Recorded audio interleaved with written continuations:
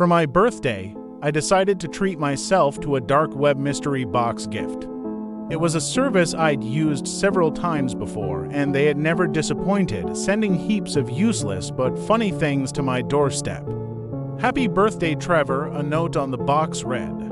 I picked up the package placed on my doorstep and noticed a letter attached to it.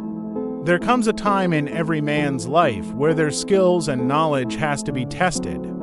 With that in mind, I shall set you out on a treasure hunt. Please follow the instructions within the box, and for safety reasons, burn every letter once it has been read or solved. To my surprise, the note was signed by Pete, my best friend since childhood. It was a neat surprise, but I was confused as to how exactly he'd gotten involved with the anonymous service. Whether he was just an active user there himself who'd recognized me, or if he'd been contacted by the website, I didn't know. Nevertheless, it seemed like a cool gift. My first clue would simply be a piece of paper with two incoherent words written on it. Van Mace. Could it be a name? Maybe a location? I sat down with it and contemplated the words in front of me. After just a minute, I realized it was an anagram. The letters just had to be rearranged to form a new meaning.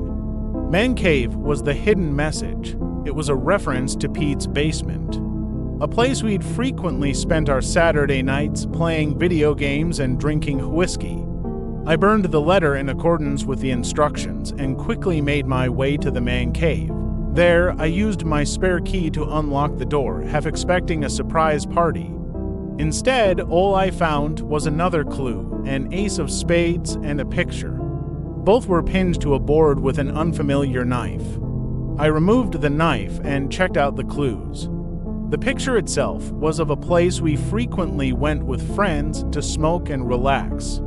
A beautiful field which no one knew about. It was just a short hike outside the city. I made my way there in about an hour. Our usual place was hidden in the shade beneath some trees. Once there, I noticed a shovel sticking out of the ground. On top of lay some fresh dirt.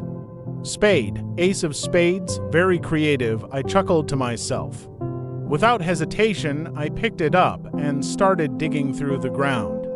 After less than a minute, I hit something solid. Expecting another clue, I bent down and brushed away the dirt.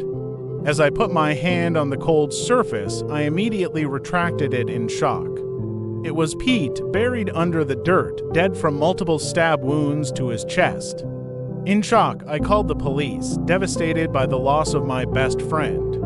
While I waited, I sat down and tried to figure out what the hell had happened. That's when I realized that I had burned every note and that my fingerprints were all over the murder scene. From the strange knife in the basement to the key and the shovel itself used to bury him, I'd been set up.